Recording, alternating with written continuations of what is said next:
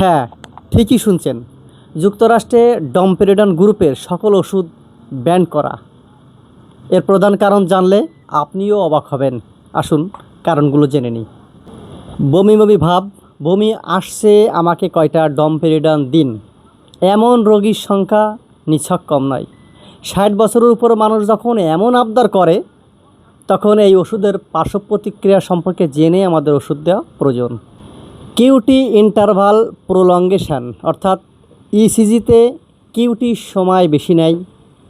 Ventricular arrhythmia, অর্থাৎ হার্টের অনিয়ম। কার্ডিয়াক অ্যারেস্ট, দ্যাট মিন্স হৃদযন্ত্র বন্ধ হয়ে যাওয়া।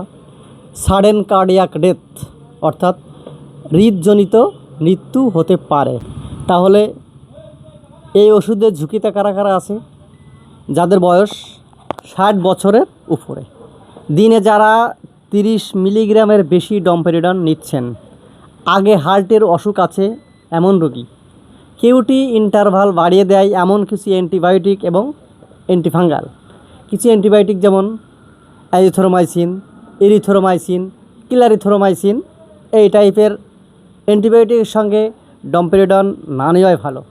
কিছু অ্যান্টিফাঙ্গাল আছে যেমন ইকোনাজল, ফ্লুকোনাজল, ভরিকোনাজল, এই টাইপের অ্যান্টিফাঙ্গালের সঙ্গেও ডমপেরিডন না নেওয়া ভালো।